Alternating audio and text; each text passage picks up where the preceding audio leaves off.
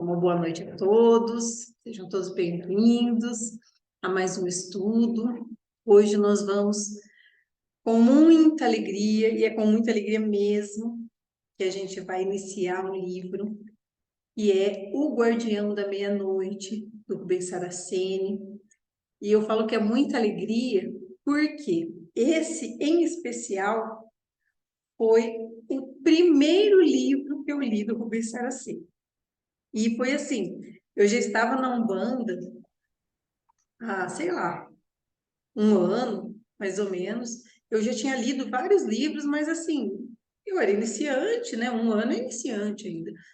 E, e meio assim, algumas coisas me ajudavam, outras eu achava meio superficial, mas enfim, fui lendo e tal. Quando eu li esse livro, que eu achei por acaso, né? Achei bem por acaso, fuçando assim na internet.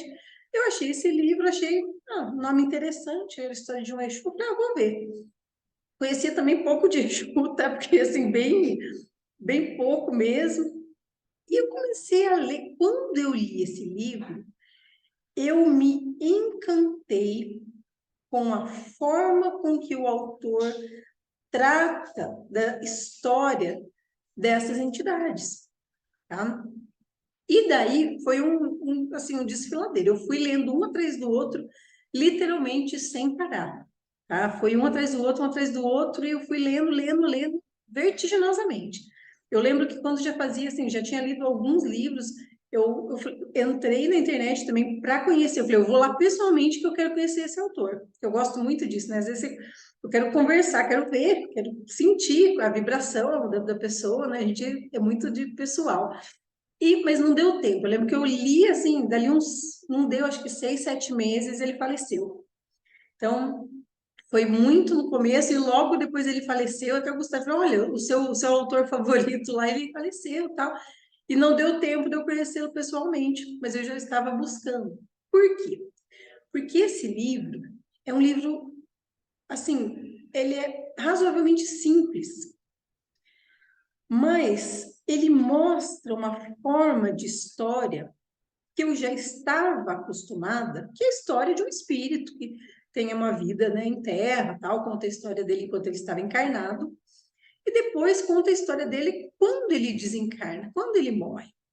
E eu já tinha lido muitos romances espíritas que tratavam, né, desta mesma forma, mostravam a vida e depois mostravam a morte do espírito, até para entender, né, o que acontecia com aquele espírito em vida e depois de morto.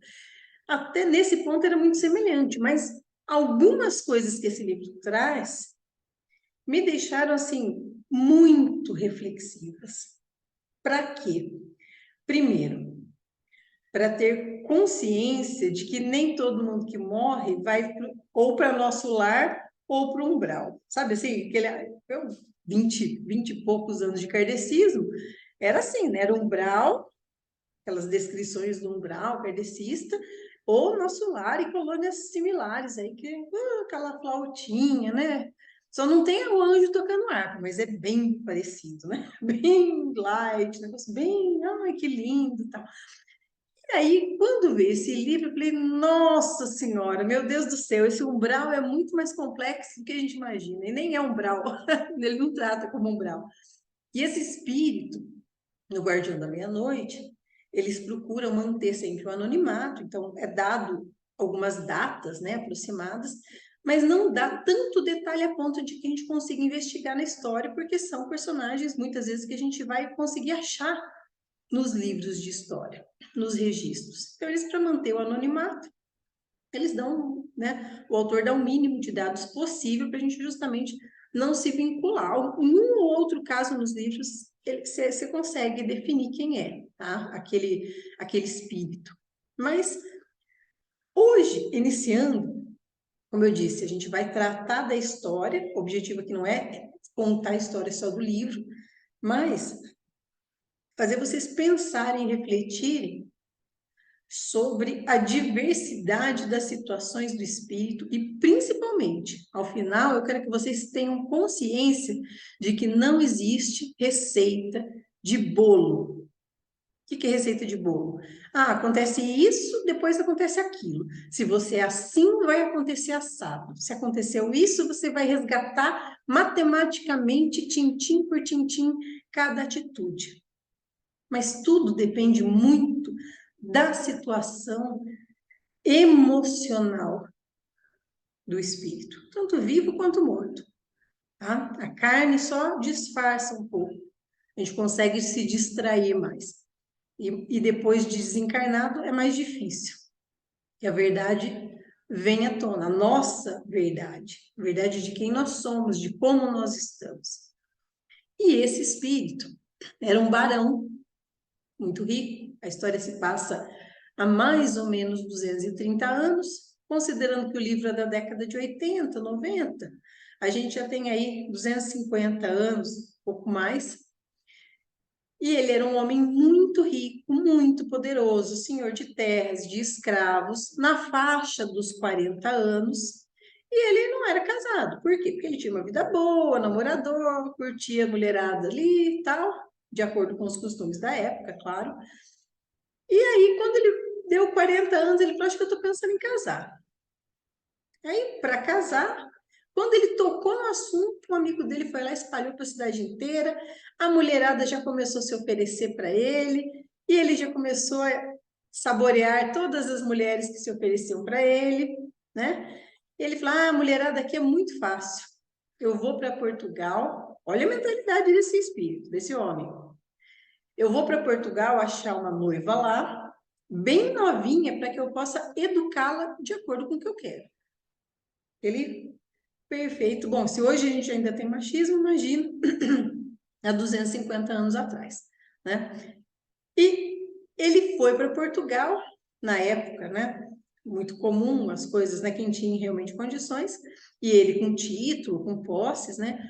Foi para Portugal, encontrou uma jovem na faixa aí de 14, 15 anos, filha de um visconde, família que era amiga do rei, uma família influente, então era uma moça né, de influência.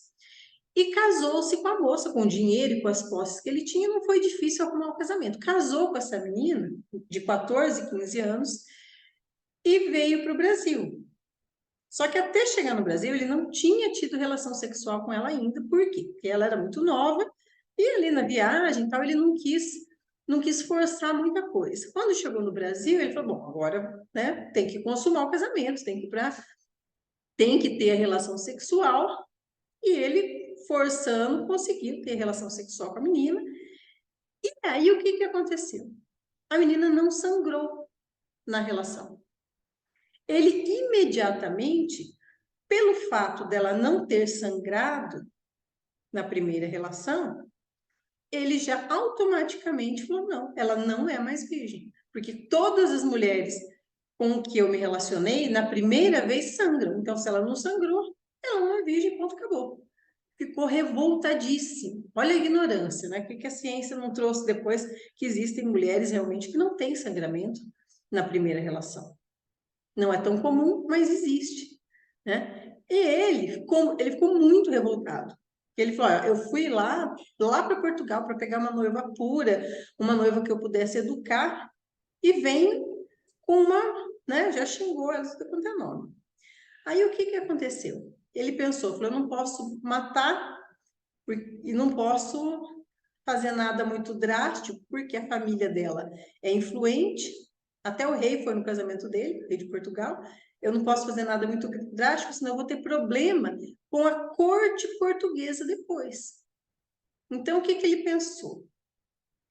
Ele falou: eu vou ficar quieto e vou me vingar. E como que ele se vingou? Ela dormia toda noite às 9 horas em ponto. Aí ele falou: eu vou pedir para um escravo, um dos meus escravos, falou assim: ó, eu não posso ter filho. Inventou uma história para o escravo, dizendo que não poderia ter filhos, tá? Ele falou: ó, eu não posso ter filhos, então a minha mulher, eu autorizo você a ter relação, né, com a minha esposa, para procriar, assim como você faz com as escravas na senzala, né? E era visto dessa forma, e tinham os escravos procriadores. E você vai lá às 9 horas, se deita do lado dela, vai estar escuro. Quando ela acordar, você pode possuí-la. E o negro, ele falou assim, ó, se você fizer isso, você ganha sua liberdade. O escravo, obviamente, que aceitou, né? Eles combinaram tudo certinho. Aí, no dia combinado, o que ele fez? Saiu de casa, foi com os amigos beber vinho e combinou exatamente de voltar. Voltou para casa, chamou os amigos para virem para casa dele. Falou, ó, vamos para casa, vamos tomar um vinho lá em casa, justamente para ter testemunha do que ia acontecer. Quando ele chegou em casa, ele falou, ah, espera aí que eu vou dar só uma olhadinha na minha mulher. Quando ele entrou no quarto, já estava combinado, o escravo estava lá, ele gritou, vagabunda, olha o que está acontecendo. Os amigos, eram 5 amigos, vieram ver o que estava acontecendo. Quando viram o escravo deitado do lado da mulher dele na cama, um dos amigos já pegou a arma e pá, atirou no escravo, matou o escravo na hora. E ele foi lá, esbofeteou ela.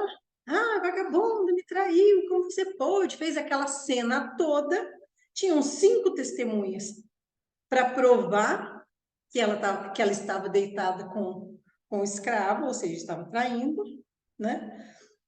E ele expulsou ela de casa, chamou o vigário e o capitão da cidade, falou, ó, aconteceu isso, isso e isso, né? Eu não posso ficar com ela debaixo do mesmo teto, então o vigário leva ela para a paróquia, que amanhã eu vou devolver ela para o pai dela lá em Portugal. E levou, tá? Levou ela para a paróquia e ele já começou a pensar. Aí um amigo dele falou, agora a dúvida é se aguentar as risadas, né? O sarro tal, que vão falar de você aí pela cidade. Aí ele já falou, bom, meu plano já não está dando tão certo. Primeiro que eu vou ficar passando de corno por aí. Segundo que mataram o escravo. Eu não queria matar o escravo. Não estava no plano dele matar o escravo. Mas e aí, quando ela foi, né, para a paróquia, ele foi dormir e tal. No outro dia, o vigário vem correndo avisar que ela tinha fugido. E eles procuraram ela pela cidade inteira. Era em Santos, era no Porto, região de Porto de Santos, que eles estavam. E, e ele não achou. Ele falou: pronto, mais uma coisa que deu errado no meu plano. Eu não contava que ela fosse fugir. Ela deve ter fugido para a mata, não vai conseguir sobreviver. E se ela se suicidar? O pai dela ia culpar ele por toda essa desgraça. Uma coisa ela é ter traído, né? A outra era, o plano era devolver a mulher em segurança para o pai e sair por cima. Tudo isso para se vingar, porque ela não era mais virgem, tá, gente? Ela era uma boa esposa, ela fazia tudo certinho, não tinha nada de errado com ela. E aí, realmente, depois que ela fugiu, procuraram ela por todo lugar, passaram-se mais de 2 meses, né? E ninguém achava. Até que um dia um explorador, olha, tem, tem algumas aldeias, né, no Planalto, acima, que os índios aprisionam, quando eles encontram mulheres brancas, assim, fugitivas, eles aprisionam ela para moeda de troca, né? Aí ele, o que ele fez? Ele decidiu montar uma caravana de exploração com muitos homens e ir atrás da mulher para poder recuperá-la, porque o pai dela ficou sabendo de toda a história, veio de Portugal para cá. Ele contou a história dele, claro, né? Falou, olha, ela me traiu, peguei ela na cama com um escravo, tal, só que ela fugiu. E o pai da menina ficou desolado, arrasado, né? Com toda aquela história. A mentira, na verdade, que ele tinha armado, porque a menina não tinha feito nada, tá? Como se já tinham se passado 2 meses e ninguém achava ela, ele decidiu montar essa caravana aí exploratória. Quando ele foi explorar, tá? Na primeira aldeia que ele tinha notícia de ter mulheres brancas, já começou aí. Entra aquele monte de homem branco dentro da aldeia indígena, você imagina nessa época, um pouco antes aí, meados de 1800. Vocês imaginam o grau, né, da confusão. Para poder entrar na aldeia, eles tiveram que entrar sorrateiramente, capturar o chefe e ameaçar de morte o chefe indígena para que os outros pudessem ficar quietos. Alguns, lógico, que alguns índios morreram antes disso. Aí o chefe procuraram, vasculharam a aldeia toda e ela não estava. Aí um dos exploradores falou, olha, um índio falou aqui que tem uma outra aldeia lá mais para cima que tem uma mulher parecida com a descrição que você deu da sua esposa. Então foram para lá.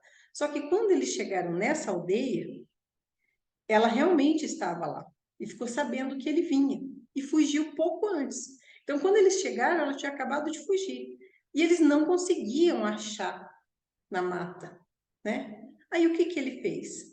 O capataz dele, o chefe da expedição, era um cara altamente sanguinário, assassino de índio mesmo. Ele pegou, começou a matar os índios. Ele falou, não, não vai matar todos, não. Manda os índios acharem minha esposa, que se eles não voltarem em 3 dias, eu vou matar a aldeia inteira, incluindo mulher e criança. Então os índios ficaram desesperados e saíram em busca da mulher. Passou um dia, passou 2 dias. Só que nesses dias que eles ficaram na aldeia, os exploradores que estavam com ele, as pessoas que ele contratou, eram mercenários. Você imagina naquela época o tipo de gente que fazia isso. Eles estupraram todas as mulheres da aldeia, eles estupraram todas as mulheres brancas que eram aprisionadas pelos índios. Foi assim, um horror. E ele viu tudo aquilo e não fez nada. Ele viu, soube e não fez nada. Prestem atenção. Então, ele não estuprou ninguém, mas ele permitiu que aquilo fosse feito. Ele não deu nenhuma contra-ordem, deixou que os homens agissem por conta, tá? E aquilo, a conta dele foi começando só a aumentar, tá? Nesse ponto, no terceiro dia, quando ele acordou com os tiros, que eram os homens dele matando, dizimando toda a aldeia. Quando ele acordou, não deu, ele para com isso, e ordenou que parasse, mas ele já tinha matado metade da aldeia, e a outra metade estava lá amarrada, tá? Para ser executada. Quando ele foi brigar com o chefe lá, o capataz que liderava, né, os homens, aí ele falou, não vou parar não. Você falou que no terceiro dia ia matar todo mundo, eles não voltaram com a sua esposa, então nós vamos matar todo mundo. Ele falou, não, pode parar com isso. Aí o cara falou, não, eu vim aqui para matar índio. Se os índios mataram minha família, eu vim aqui. Você acha que eu vim aqui atrás da sua vagabunda, da sua esposa? Eu vim aqui para matar índio, meu negócio é vingança. Quando ele falou isso, o cara se ofendeu. Falou, não, chama minha esposa de vagabunda. E pá, bateu nele, desafiando para um duelo. Aí o cara falou, você tá ofendido porque eu chamei sua esposa de vagabundo? Não é ela que te traiu com um negro, escravo? E aqui você veio para esse fim de mundo para buscar ela? Você é louco, né? E xingou de tudo quanto é nome, aquela confusão. Eles foram realmente duelar com as espadas e tal, e ele, o barão, acabou matando esse capataz, né? Matou esse capataz, só que depois que ele matou, os índios chegaram, o restante dos índios que foram atrás, chegaram com a esposa. E os índios chegaram gritando de horror, porque a aldeia já estava praticamente toda morta. Então, os índios chegaram já chorando, desesperada, aquela gritaria. Quando ele viu a esposa dele não podia nem ver ele na frente. Ela não queria nem olhar para a cara dele. Imagina só, ela, que primeiro, ela não tinha feito nada, o marido dela não tinha acreditado nela, ela fugiu mesmo, né? Então ela não queria ver ele pintado nem de ouro. Aí ele foi explicando, ele falou, não, você vai vir comigo, você vai vir comigo? Ela, não vou fugir de novo, ficaram lá brigando. Aí ele falou, ó, então vou matar o resto dos índios. Ela falou, não mata os índios que eu vou com você. Então essa que foi a promessa. Ela voltaria com ele se ele não matasse o restante dos índios. E eles se afastam. Nisso eles se entendem, o tempo vai passando. Eu não vou contar todos os detalhes, né? Porque é muita coisa.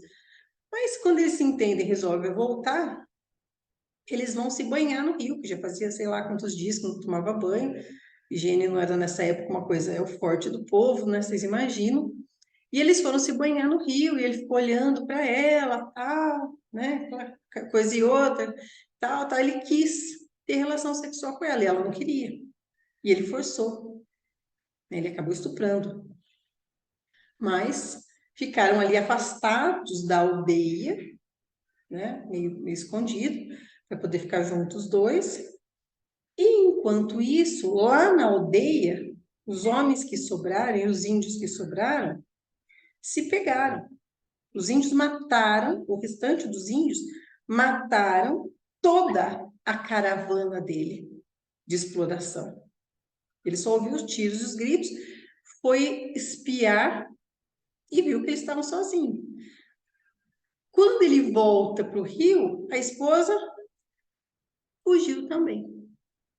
Aí ele foi sozinho atrás dela, buscando, buscando, até que ele conseguiu encontrá-la. Quando ele encontra, mas por que você voltou aqui? Por que você quis fugir novamente? Aí ela conta, ela fala, não, eu tive que voltar porque eu vim buscar nosso filho. Depois que eu saí, né, que eu fugi, eu descobri que estava grávida e criei o nosso filho. Eu tive um índio que ficou como meu companheiro, que me escolheu como esposa, e eu aceitei para não ser usada como esposa por vários outros. Ela foi estuprada muitas e muitas vezes, né? Mesmo grávida. Então, ele, né, esse índio acabou protegendo ela do restante. E ele vê quando ela vem, eles vão buscar o filho. Quando ele vê o filho, ele imediatamente ampara, ele acolhe aquele filho e volta, né, com o filho para casa, a muito custo, semanas e semanas caminhando sozinho, remando, né? Ele conta aí todos os detalhes. E no meio dessa viagem, como é uma viagem muito longa para eles voltarem, ele acaba se apaixonando novamente por ela. Na verdade, se apaixonando, porque ele casou por convenção, né? Ele era todo garanhão, gostosão, poderoso, rico, né? Ele não tinha, na verdade, se apaixonado, mas durante a viagem ele se apaixona por ela. E ele fala, não, e se envolve com o filho. Ele fala, não, eu não posso mais viver sem ela, né? Como que eu fiz tudo isso? Aí pesa na consciência dele, mais ainda, como que eu fiz tudo isso com ela? E aí ele solta um bola fora, assim, sabe? Ele fala, eu sei que você não fez nada. Aí ela fala, como assim? Como que você sabe? Aí ela começa a ficar desconfiada.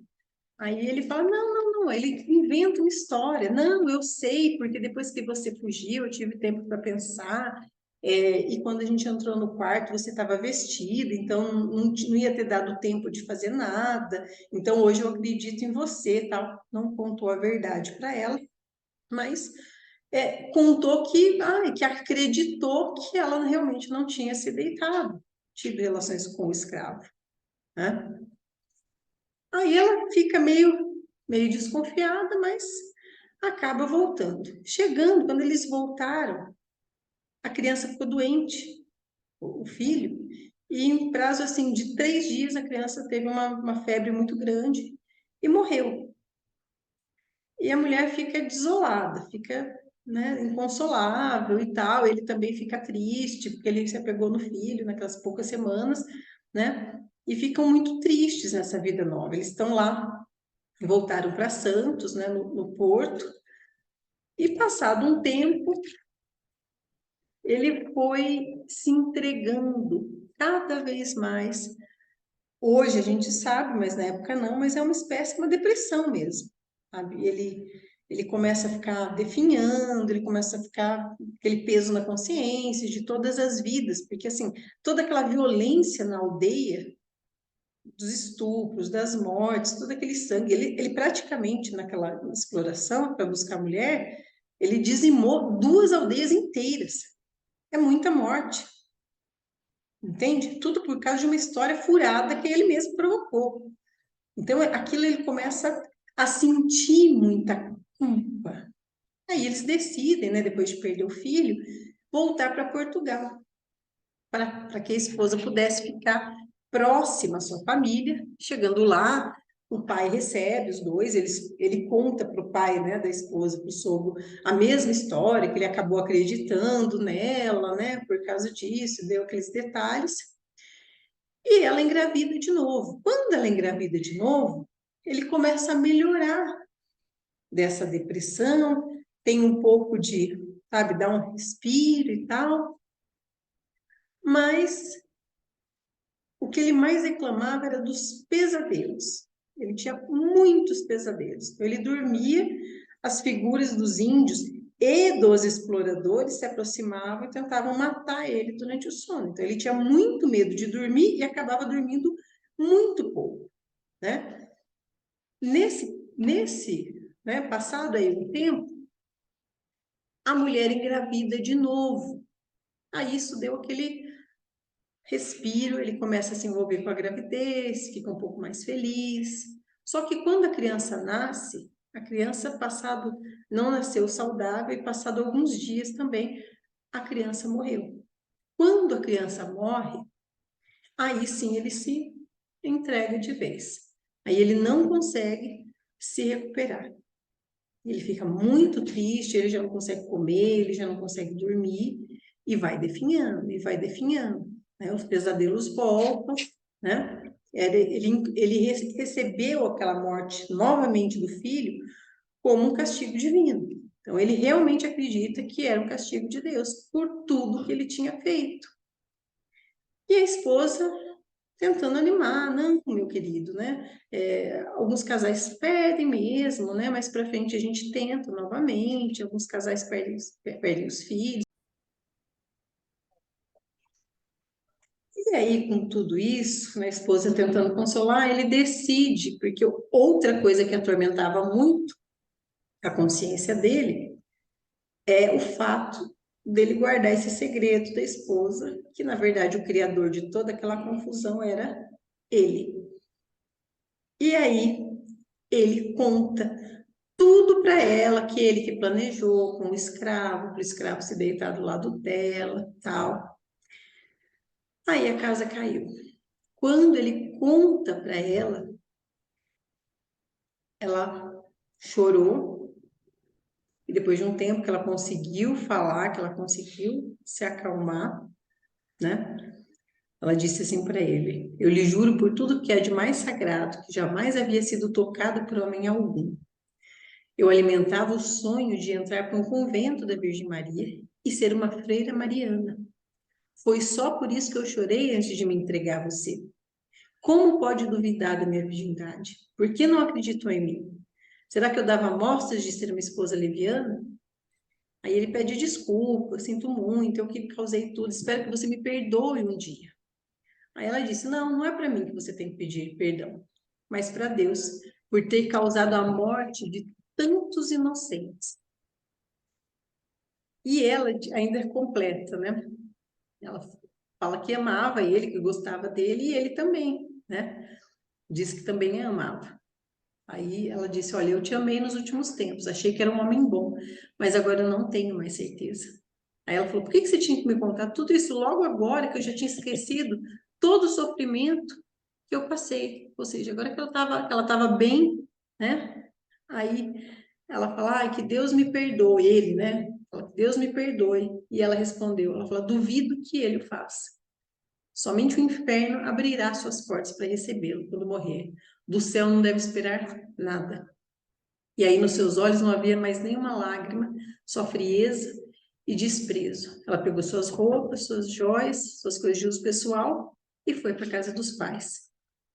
E aí ele perdeu a única coisa que importava para ele no mundo. Ele já tinha perdido, se afastado dos amigos, já tinha se entregado à bebida e já tinha se entregado à depressão. Ele se trancou no quarto e chorou. Chorou, chorou, chorou, parou de comer, parou de tomar água, perdeu a noção de tempo, só sabia que já estava trancado lá no quarto há muitos dias. Até que uma noite ele não conseguia se mover mais na cama. Sentia dor no corpo e acordou com pancadas na porta, né? E alguns uns amigos conhecidos que mandavam abrir. Aí ele disse, Barão, abre a porta. Ele ouvia também a voz da esposa pedindo que fosse abrir a porta. Aí ele se animou com a presença dela, tentou levantar, mas não conseguiu. Estava paralisado de fraqueza. E aí eles tiveram que derrubar a porta. Só que quando eles derrubaram a porta, ele viu o sogro e a esposa, quando entraram no quarto, tamparam o nariz. Aí falaram: meu Deus, ele está morto há dias. Sim, sinto o cheiro muito forte. Acho melhor providenciarmos o enterro o mais rápido possível. E ele ouvia tudo aquilo e falava: não estou morto, né? Me ajuda a levantar, eu só não posso caminhar, estou muito fraco.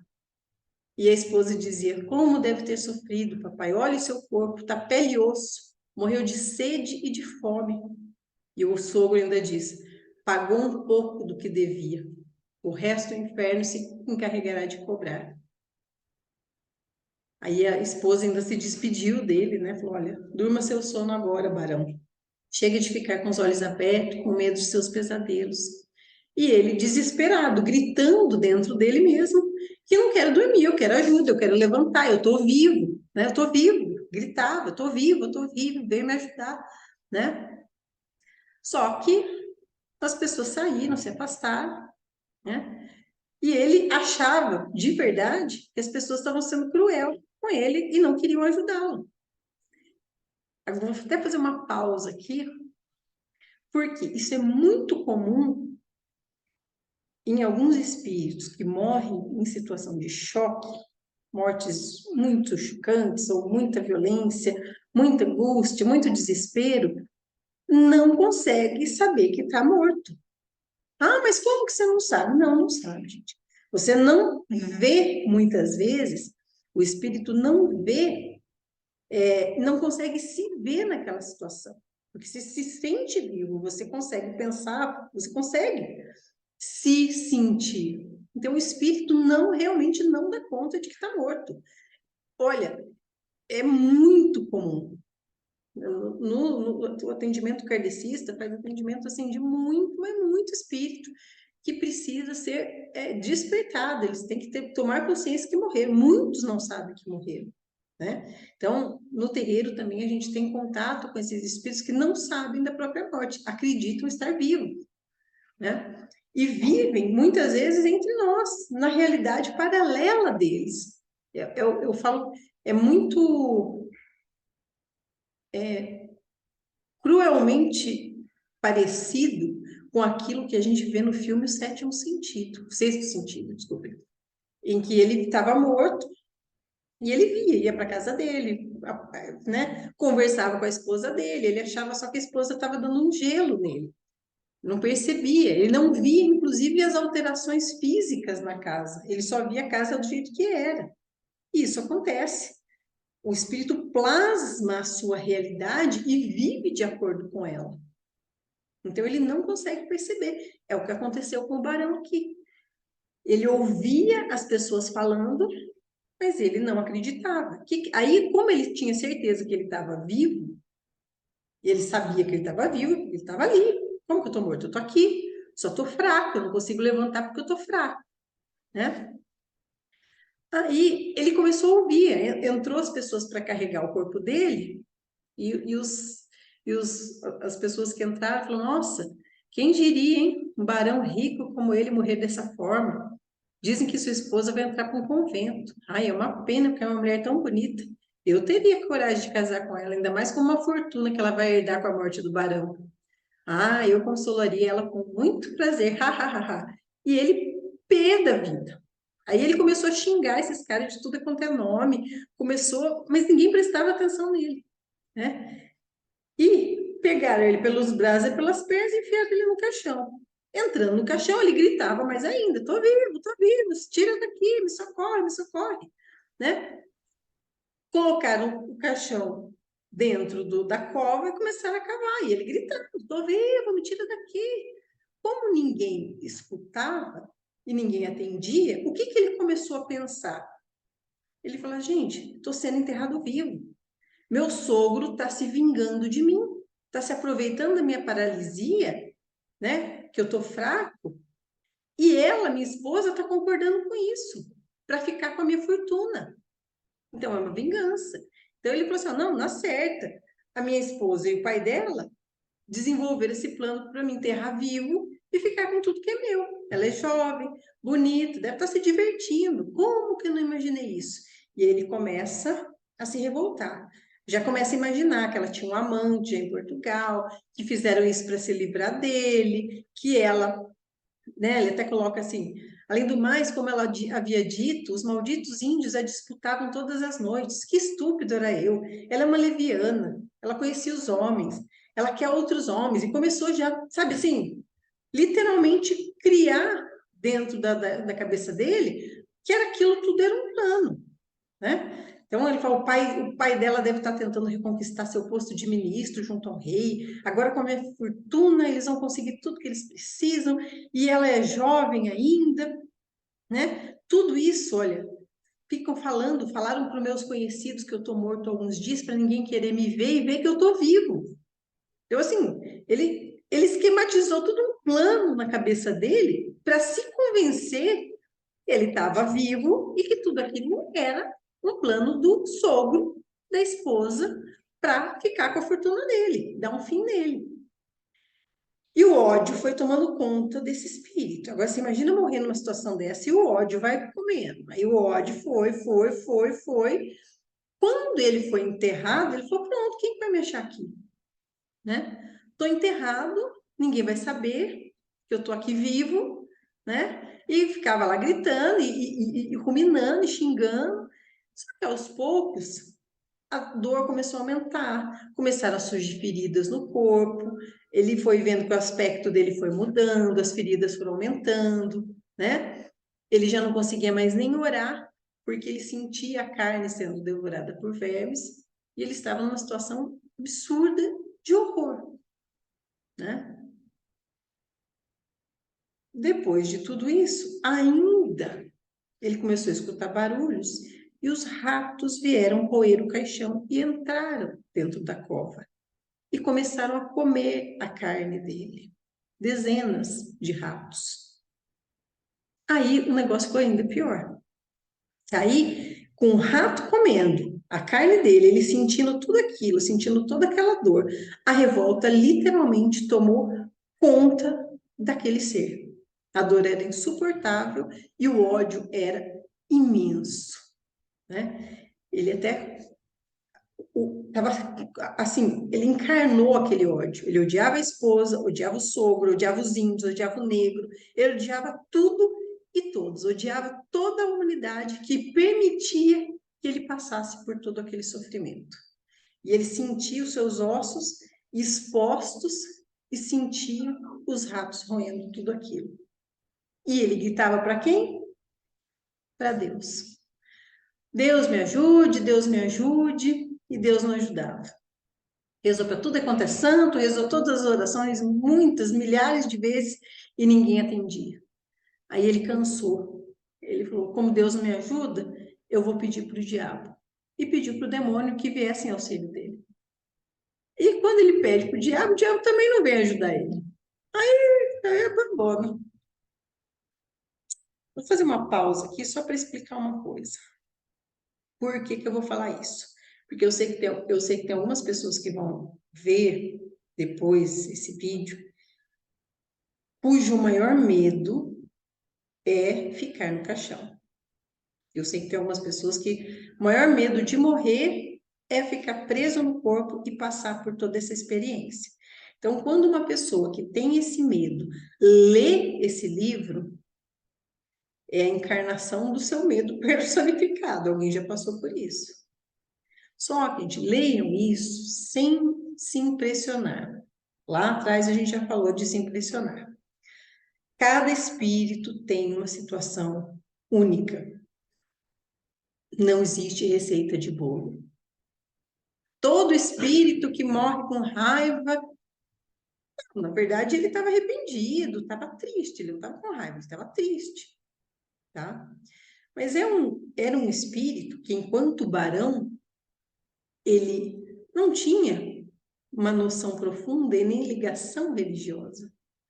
Aquele católico naquela época, vai na igreja, inclusive porque a igreja e o Estado eram muito unidos ainda, né? Então tinha relação política, ele necessitava da igreja, mas não tinha espiritualidade nenhuma. Literalmente morreu e não sabia, vai para o céu, para o purgatório, para o inferno, né? São aqueles conceitos lá atrás arraigados da igreja católica. Então, isso assim, não tenho medo? Não, gente, para com isso. Tira essas ideias da cabeça. Quem tem essa ideia, quem tem esse medo, as coisas não são assim, tá? A pessoa, quando ela... mas é difícil ter consciência da morte? Mas a gente tem que ter consciência da morte em vida. A gente não faz isso toda semana? Todo dia? Se conscientiza de que a nossa vida aqui é passageira? De que nós temos um outro plano para continuar evoluindo? Então, ninguém de nós sabe do dia de amanhã, mas a chance é, quanto mais esclarecimento sobre a espiritualidade nós temos, a chance de passar por uma experiência desta é menor. Entende? Então, não vou dizer 100% porque não, a gente não sabe. Na verdade, ninguém sabe. Quem sabe da sua situação é malemar você. Porque tem coisa que a gente está tão profundo no nosso ser que nem a gente não sabe. Entende? Então, conhece. Lembra que eu falo? Conhece a tua sombra. Porque na hora que você estiver na cova, você precisa sair dela. E não vai ter ninguém para te dar a mão, não. Você não pensa que os guias vão aparecer lá todos... e vão te dar a mão e vão tirar você de lá.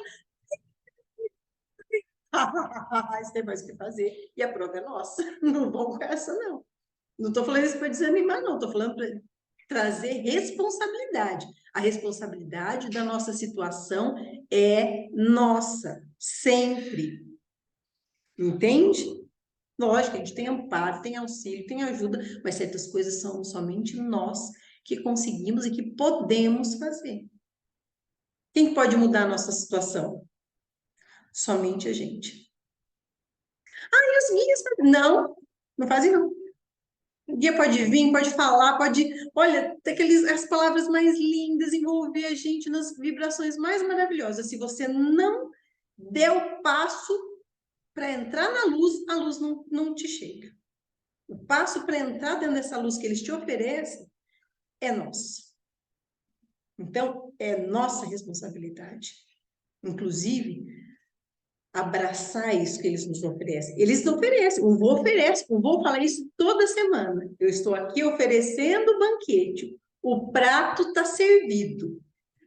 E sempre ele não usa a metáfora de prato, que o prato está servido, mas tem filho que cospe no prato que está comendo, tem filho que quer colocar a colher na cumbuca do outro, não é? Essas metáforas que o vô usa.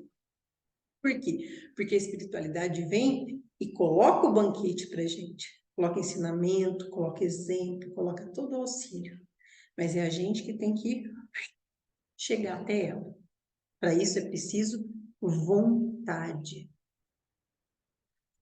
Tá? Então, essa situação, essa experiência que é muito traumatizante, existem sim espíritos que ficam presos no corpo pelos mais variados motivos, tá? Já vi, por exemplo, um dos livros do Saraceni trata de um espírito que ficou preso no corpo, fazia já décadas. Por quê? Porque era uma menina muito vaidosa, era uma modelo, e ela não aceitava deixar aquele corpo que ela gostava tanto.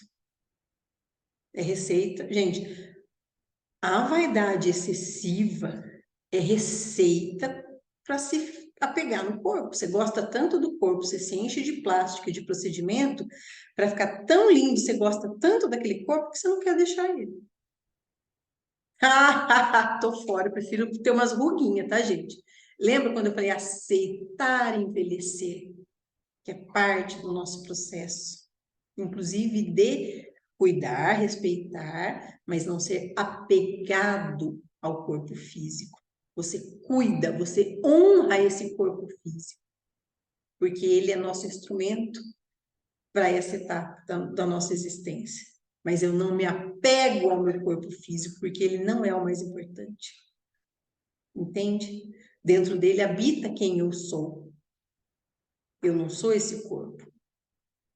Então, se apegar ao corpo, se apegar ao dinheiro, né? Minhas posses, a minha situação. Já não falei para vocês que eu vi em regressão, eu presa na casa, porque tinha uma vida muito boa, eu não queria sair de lá de jeito nenhum, deu um trabalhão lascado para eu sair daquele lugar. Por quê? Porque a vida era maravilhosa. Ou seja, eu não era espírito traumatizado, não estava com ódio, com raiva, eu só queria ficar naquela vida, que era muito boa. E eu, quando voltei na regressão, nossa, foi voltar lá, gente. Olha, eu só saí de lá porque a pessoa que me conduzia era muito experiente, porque pra eu voltar e ficar lá não custava, não. É um negócio, parecia um mel, a abelha chama, sabe assim? Era muito convidativo. Então, várias situações podem nos trazer essa situação de apego à carne, tá? Mas não é uma regra geral, ou, né? Então pensem bem, quanto mais esclarecido nós somos em vida, isso nos dá uma chance maior de conhecer ou de reconhecer que estamos mortos. E, inclusive, nos dá uma abertura maior para receber auxílio, para receber ajuda. Porque você acha, por exemplo, vamos pensar aqui, no Barão, que é o espírito que, de uma forma maravilhosa, permitiu que nós conhecêssemos uma história tão triste e tão trágica. Esse espírito permitiu que essa história fosse psicografada. A gente já começa agradecendo a ele por mostrar a sua história, revelar, expor as suas dores, respeito ao espírito que está por trás dessas palavras. Esse não é um livro, esse é um espírito, é uma história. É uma história de vitória, vocês vão ver. Mas é uma história, existe uma pessoa que saboreou tudo isso. Entende? Então, ele passa por todas essas experiências, a carne fica ali, é uma experiência extremamente traumática. Só de pensar, só de imaginar, a gente já consegue se traumatizar. Fala, nossa, imagina, você está lá preso no caixão e vem rato comer. E aí, o que acontece? Você acha assim, nossa, estou no inferno. E ele pensou, né? Estou no inferno. Só que não estava no inferno, que pode piorar. Como que pode piorar? Pode piorar. Quando ele escutou, ele viu que os ratos começaram a fazer muito barulho e gritar, e aí entrou uma serpente enorme dentro da cova para comer os ratos em cima dele. Ou seja, piorou. Aí o pânico dele era geral, porque você imagina aquela serpente, e aí não bastasse uma, entrou outra, entraram duas serpentes enormes e começaram a comer, aquela gritaria de ratos sendo comidos. Você imagina em cima de você e você vendo tudo aquilo. Ai, Jesus! Olha, era o desespero. Ele chamava Deus, chamava o diabo, chamava todo mundo e ninguém vinha. Chamou e ninguém acudia e já perdeu totalmente a noção de tempo, já não sabia quanto tempo estava ali, né? E ele achava ainda que ele estava vivo. E justamente por achar que está vivo, ele suportava tudo aquilo. Depois de desistir de chamar por Deus e viu que ninguém ajudava, chamou o diabo, ninguém ajudava. Aí ele ouviu que os ratos, aí as serpentes saíam, os ratos voltavam, aí as serpentes voltavam e comiam os ratos de novo. Até que depois que ele foi ficando tão desesperado, tão exausto, né, das cobras dormirem em volta do pescoço dele e tal, que ele, depois de um tempo naquele estado crítico de pavor, ele conseguiu descansar, ele conseguiu dormir um pouco. Quanto tempo ele dormiu, ele não sabe dizer. Mas logo que ele dormiu, ele acordou com outras duas serpentes entrando dentro da cova.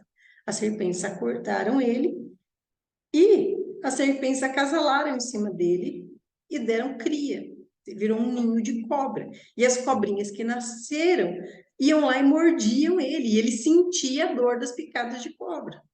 Então, aquilo assim, era um estado de pavor e de horror constante. Tá? Até que ele escuta, como ele chamando, desesperado, né? Ele escuta alguém, ele dá um grito, né, com as das cobras, e alguém responde, né, o chamado dele. E ele fala, quem tá aí? Né?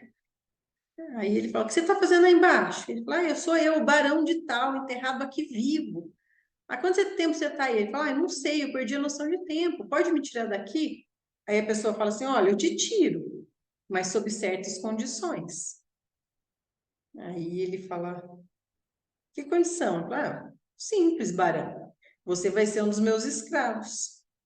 Aí ele fala, eu? Um barão? Um nobre? Você ser escravo? Nunca, eu prefiro conviver com as cobras. Eu falo, então você que sabe. Nunca mais volto aqui e deixo ver seus gritos aí de horror. Lembrando que todo esse tempo das cobras, dos ratos, quanto mais pavor ele passava, mais o ódio dele pela esposa, pelo sogro, pelos índios, pelos negros, aumentava. Então era um processo de aumento de terror e aumento de ódio, tá? Aí ele falou, não, posso ficar aqui, pelo amor de Deus, eu te imploro, né? Me tira daqui, eu aceito ser seu escravo. Quando ele aceita ser escravo, ele vê aquela cara e aquelas garras entrarem dentro do caixão assim e tirar ele por dentro da terra. Ele não entendeu nada. Ele falou, como que você conseguiu fazer isso? Né? Aí ele falou, uma hora você vai entender, né? Ele puxou. Quando ele foi puxado, ele teve outro choque. Porque quem ajudou ele não era uma de aparência humana, era um cadáver descarnado, né? E aí ele ficou horrorizado, e aquele espírito pergunta, né? Ele falou assim, você está horrorizado com a minha imagem? É um esqueleto vestido com um pano negro, tinha uma espada com uma caveira no cabo, e na cabeça tinha um elmo usado pelos cruzados, né? E esse espírito deu uma gargalhada cadavérica e falou, olha, você está assustado comigo? Olha para você. E quando ele se vê, aí ele se horroriza, porque ele era igual. Ele era uma caveira descarnada, né? Aí ele fala, meu Deus, como que eu consigo? Como que eu tô, né? Igual você. Ele fala, nossa. Aí quando ele fala, meu Deus, esse outro espírito vai lá e açoita ele, chicoteia ele. Ele fala, nossa, por que você fez isso? Ele fala, aqui você não fala o nome, aqui você não fala esse nome. Por quê? Porque eles não podiam falar o nome de Deus. Aqui, quem é o seu Senhor sou eu. Aqui você não fala o nome dele, né? Aqui eu sou o seu amo e Senhor. Aí ele fala, não, mas como posso? Como Deus pode me esquecer? Aí ele chicoteia de novo. Aqui você não fala o nome de Deus. Aqui eu sou o seu amo e Senhor. E aí ele fala, não, eu sou um barão, não vou me submeter a você. Aí que o Espírito faz? Enfia ele dentro da cova de novo com as cobras. Ele, não, eu sou seu escravo. Vou parar por aqui por causa do horário, gente. Mas assim, isso é só para vocês entenderem, é misericórdia. Eu disse ali, ó, tô agoniada, só pior, assim, gente. Isso é para vocês conseguirem. Por que que eu tô contando isso? Leia um livro que tem muito mais detalhes, tá? E o Saraceni mesmo fala que nos livros ele não põe tantos detalhes para não chocar as pessoas. Você imagina o que ele omitiu, então, tá? O negócio é feio. Mas tudo isso para vocês entenderem a situação de ódio daquele espírito que achava que estava vivo e achava que tinha sido enterrado vivo pela sua esposa. Então, ele primeiro morreu de depressão por toda a culpa das coisas erradas que ele fez, e ele fez realmente, né? Então, aquilo pesou na consciência dele. Mas quando morreu, não foi o peso na consciência. Olha, vocês estão vendo a confusão? Não foi o peso na consciência que fez ele ficar preso. Foi achar que estava vivo e estava sendo enganado. Olha o tipo da confusão que esse cara se mete. Olha isso. E não vai ficar melhor não, tá, gente? Vai só piorando, só vai mudando os cenários. Leiam, por favor, o livro, para que a gente consiga fazer os comentários, essa introdução na história, que é a parte enquanto ele estava vivo, e agora a gente vai passar para a parte em que ele está desencarnado, que ele começa a encontrar muitos outros espíritos em muitas outras situações, tá? É um livro muito, talvez é um dos livros de Umbanda mais vendidos, se não for o mais vendido, tá? Porque ele é bem sucinto, ele é fininho, pequenininho. E leiam para a gente poder discutir daí, trabalhar esses outros aspectos. Eu quero que vocês consigam visualizar. Lembra que eu sempre falo para vocês que a gente estuda, estuda, estuda, mas quando a gente vai para os romances, a gente consegue visualizar muita coisa. Então, assim, esse é um dos mais simples, talvez. Mas tem muita coisa que a gente aprende, né, que a gente vai ver depois agora. Lembrando que aqui a gente não está tratando de Exu ainda. Você pode ver que quando ele fala que não pode falar o nome de Deus, ele não estava falando com Exu de lei. Entendem?